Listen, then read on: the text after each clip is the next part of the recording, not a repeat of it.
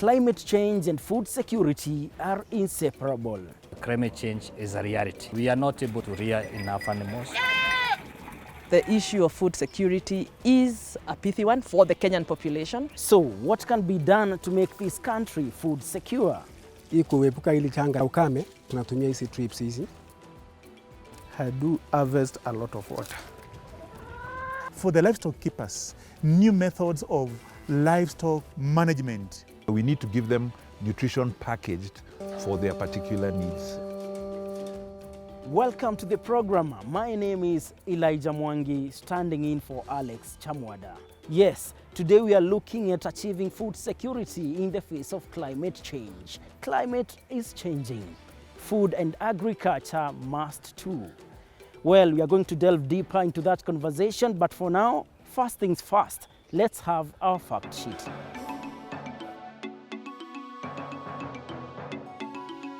According to the Food and Agriculture Organization, Kenya is the 31st most vulnerable country to the negative effects of climate change and the 37th least ready country in the world.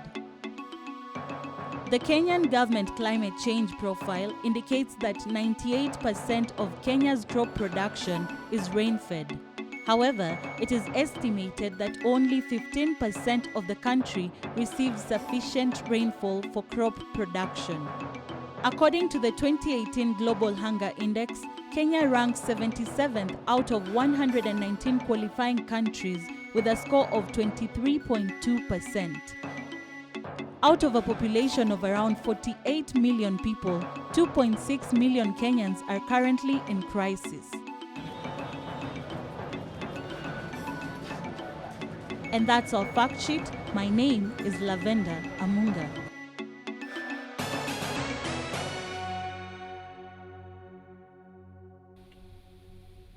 Gone are the days when there used to be a debate on whether climate change is something abstract or a reality. Are we losing the battle on climate change? Now, that's the debate today. Talk of unreliable and insufficient rains, higher than normal temperatures and long drought periods. This is all as a result of climate change. Dr. John Recha is a climate change and food security expert based in International Livestock Research Institute, ILRI. He shares insights on when the rain started beating us, so to speak. From the year 1900 to the year 2000, globally, it has been documented through scientific studies that there's been an average of about 1 degree Celsius increase in temperature. And from that time, even the projections towards the year 2050 also indicate that there is a likelihood of between 1.5 to 2 degrees Celsius increase in temperature globally. The rainfall that comes about in this area is very much governed by wind movement that brings in moisture and then cloud formation to make rains.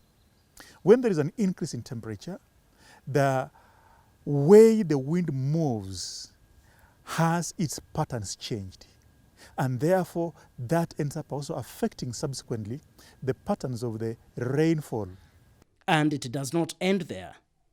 The problem of diseases that affect both crops and livestock has now been more enhanced altogether, and we can attribute it to the changing climate, which favors the proliferation of some given families of pests and diseases also.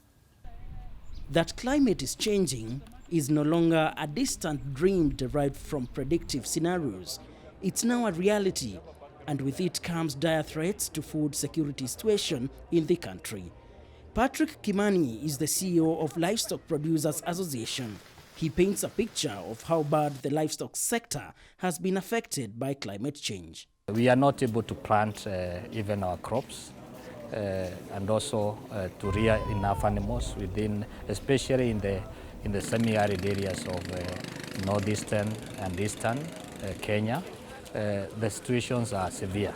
So the drought has cascaded from 4 years to 1 year. So that is a real challenge.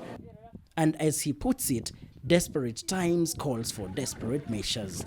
For the pastoral areas, we are encouraging reducing the herd from, let's assume from 100 to a manageable of 20 or 30 by either off-take or destocking. It's a challenge that is constantly changing, and farmers are now being called upon to be innovative and develop other ways to mitigate the situation. We are now moving on from rain-fed agriculture and pasture management to irrigation. Where there are no water ponds and dams by the government or the counties, we are encouraging home water ponds. Then you can do irrigation agriculture. To get first-hand experience on how farmers are coping with climate change, we decided to visit a few farmers in areas that receive low rainfall. Francis Bondo is a dairy farmer in Kangundo, Machakos County. Though to some extent he seems to be doing well when it comes to milk production from his 6 dairy cows, he has not been spared by Mother Nature. Sometimes unakuta tunaweza maliza a day without getting any water, even a drop of water from our taps here. We have a borehole, consumers ni wengi. What they normally do is to ration the water. How do you manage to even get up to 30 liters of milk from one cow? And one would assume to get such liters, you really need your cow to drink a lot of water as well. Okay, during rain season, I do harvest a lot of water. Most of that water is used during dry season, especially when there is scarcity of water, like this season. Here in my area, dry season starts from August to early October. So that's a duration of, let's say, 2 months. So within the 2 months, mi huwa natumia ile maji ya boho most of the time. Saa zile wakiration ile nitapata, nachukua kidogo kwa mahali nimeweka ile yangu, nachanganya napatia ng'ombe zangu. For Bondo, water harvesting is key, and indeed it's working for him. But there is something else which he's banking on. With low rainfall, getting fodder is a tall order for any dairy farmer. Bondo is not an exception, and this has pushed him to go big on nutritional supplements to increase milk production, a move that has seen him produce up to 35 liters of milk per cow in a day. Before leaving Bondo's farm, I noticed something else. Your cows have these tags, Yeah. which you're telling me insurance. Yes. Just tell me how it works. Hizi ng'ombe, I normally treat them like my business, my shop, my office. Okay. So that, you know, kuna wakati ng'ombe itapatwa na kitu kama kuna this outbreak. So hiyo outbreak, unfortunately, inaweza kuja kwa mboma yangu. Ifagie hizi ng'ombe zote kwa siku 2 ama wiki. So niambie, kama hizi ng'ombe they are not insured, hasara nitaenda kiasi gani? Insure, inakuanga against death, against ile kuumia, against tuseme kuibiwa, vitu kama hizo. Kuna ng'ombe zangu 2 zimekufanikiwa hapa. When immediately I report to them, wao tuma daktari wao, anakuja ana examine, anaandika report. Akiwapatia hiyo report, ikienda kule, mi ukaa tu for just a matter of 2 to 3 weeks, they compensate me. Like this one, nimeilipia around 185 per month. 185 shillings per month. Yeah. Experts have argued that livestock insurance is the way to go. Livestock keepers are encouraged to have the index-based livestock insurance, that they buy into it, such that in the likely event of having the drought, affecting the production very much altogether, they can be paid some money from an insurance program altogether that will help these farmers to be able to have some form of capital such that they will be able to actually bounce back in case they are affected by these extreme events of the droughts and actual or dry spells. From Bondo's farm in Machakos County, we head to Kajiado County, a county which is predominantly semi-arid. But just a few kilometers from Kitengela town, you may confuse this farm with a horticultural farm sitting somewhere near Mount Kenya region. It's all green and fresh. This is Ngeru Farm. Kwa hili shamba tuko na mishiri, tuko na nyanya, tuko na cabbage, vitunguu na viazi tamu na minji. So what is the secret here? Hilo katika hili shamba la Ngeru Farm liliangaliliwa kwa ustadi sana, alafu ndiposa tukaangalia tukachimba borehole, ambayo katika hili borehole ndio likawa linatusaidia maji katika kunyunyuzia hii mimea katika wakati wowote ule, wakati wa mvua ama wakati wa kiangazi. Borehole notwithstanding, there is a system here that comes in handy as climate changes each day. A micro-irrigation system that has a potential to save water and nutrients by allowing water to drip slowly to the roots of plants. Hii kuepuka hili janga la ukame, tunatumia hizi trips hizi. Hii ni njia moja ambayo tunaweka bed, tunatumia beds. Alafu juu ya beds hizi tunaweka trips. So na katika hapa hivi kuna ile measurements ambayo unaweka kutoka bed kwenda bed nyingine. Tena hapo katikati hapo hivi unafanya mambo ya mulching kwa wastage, mambo ya maji, alafu maji ikiwa chini ili kusudi isifanye nini, isifanye mchanga ukakauka haraka, kwa sababu ni wakati wa kiangazi. Ile maji yale ambayo yako pale kidogo ikatumike na mmea. Morara, the farm manager, does not stop when the dripping stops. For effective water and soil management, he's keen on using Stocosob, a product which is developed specifically for water and nutrient retention in soil. Dr. Wario from Cooper K Brands explains how it works.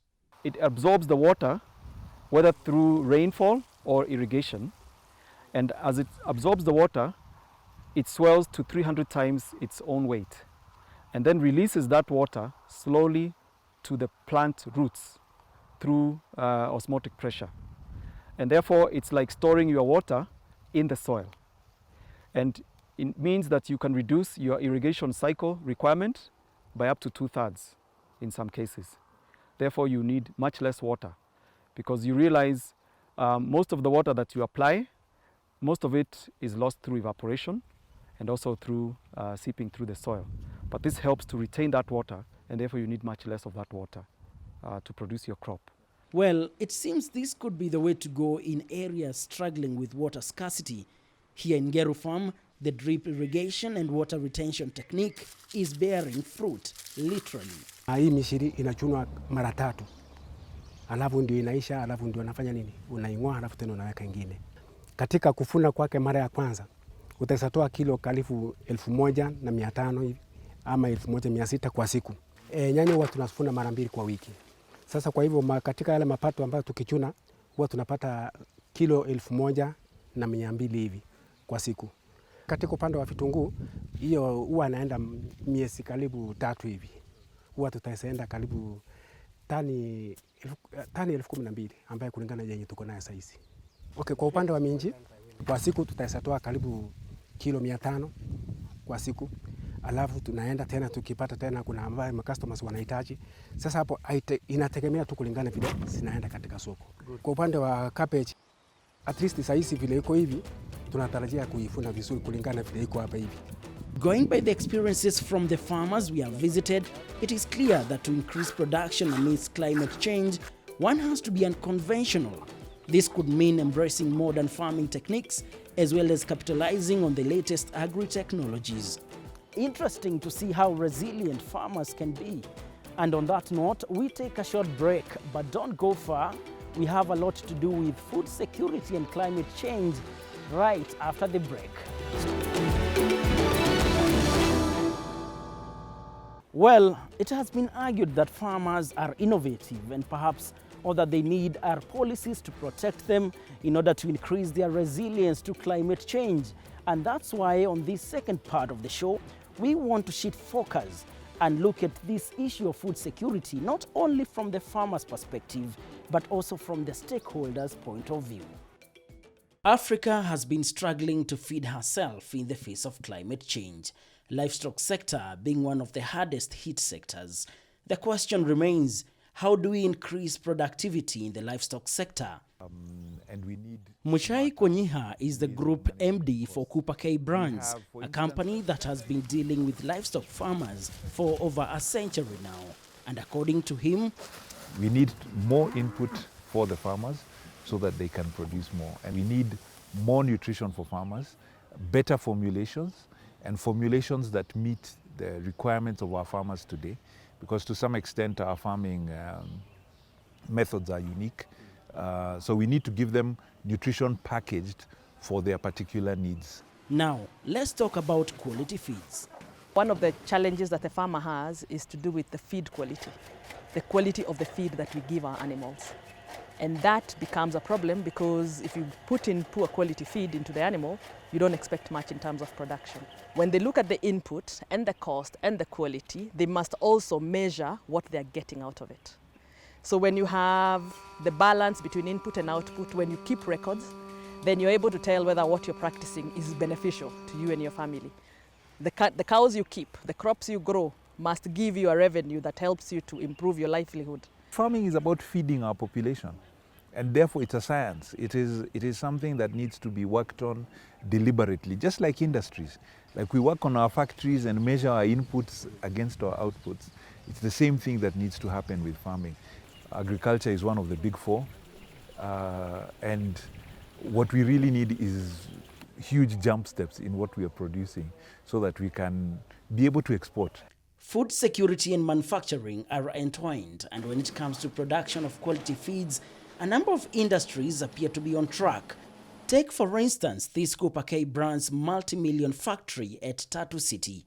Manufacturing of nutritional supplements for livestock is underway.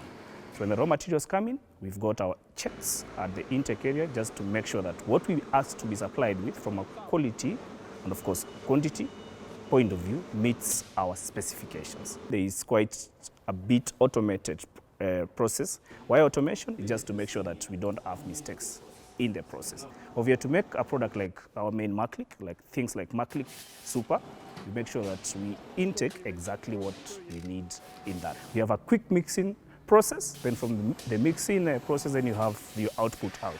So from the packer, we are currently running around 3 to 4 tons per hour, and that gives you around 18 to 20 metric tons in a shift of 8 hours. But there is a challenge when it comes to production of such quality feeds. A challenge that is affecting the farmers in a big way. A lot of the raw materials are imported. Very little comes from within. So what we import, what we buy from within would be the packaging, but most of the raw materials are imported. As the world gets smaller, any small change in China in regulation affects raw material availability in Kenya. Last year, China closed maybe 40–50% of their chemical factories because of environmental problems. Now that impacted the price of vitamins, the price of raw materials, the price of pesticides. So the farmer in Kenya saw their price of inputs increase purely because of something that was happening in China.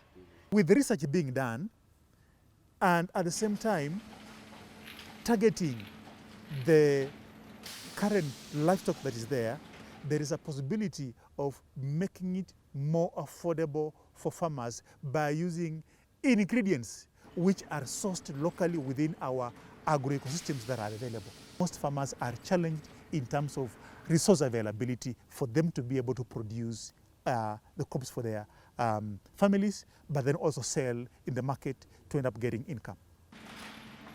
Well, perhaps this could be one of the ways of bringing the cost of farm inputs down. But again, there is another challenge. Pesticides were previously under-exempt. And last year, this was moved to VAT. So farmers are paying the VAT, 16% VAT. That technically means that farmers are getting products 16% higher than what they used to do. Now, looking at that, that one erodes purchasing ability of farmers. And once the farmers have been challenged on economics, they will start now using products that are, first of all, counterfeit products. And when the purchasing power also erodes, they will not be able to take care of the farm. We are seeing a lot of influx from the neighboring countries because neighboring countries are not charging VAT.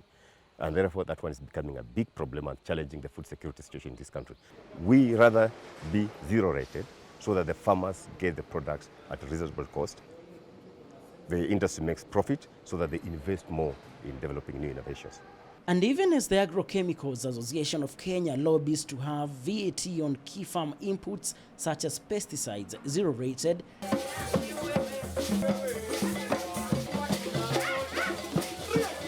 the industry is now forced to keep on rebranding their products to beat the counterfeit products in circulation. I think counterfeits have been a problem across East Africa for a long time.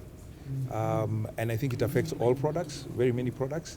So we have had incidences of counterfeits, and we encourage our farmers, we encourage the trade especially to be very wary about stocking products whose sources are known. Last year, we had a lot of action from the government with the multi-action task force on fake products, counterfeit products, and I think that is bearing some good fruit in what we are seeing in the marketplace. From the industrial point of view, good manufacturing practices are key in producing quality products that increase productivity in the farms, hence a solution to food security crisis. It's embarrassing that Africa, with all its richness in land, arable land, and fantastic weather, and youth population, we still are not able to feed ourselves. For us to have food secure a country, we need to have consistent production all year. There's no use of having a lot of milk in one time of the year and nothing later. That is not good for the population, it's not good for the farmer, it's not good for business. For sustainable agriculture, you must not look at this year or next. You must look at decades from now and making sure that this motherland continues to be productive. And also important to note, industries have a critical role to play in protecting Mother Nature. The methods of production need to be methods which do not lead to emitting of these greenhouse gases into the atmosphere, and specifically carbon dioxide, for example, being emitted. So they also need to employ the newest technologies, what generally we call as green practices, that are capable of making use of technologies that do not end up polluting or leading to more emissions of greenhouse gas in the atmosphere. Indeed, it's only by seizing opportunities that we can transform agriculture to achieve zero hunger, despite the harsh reality of climate change.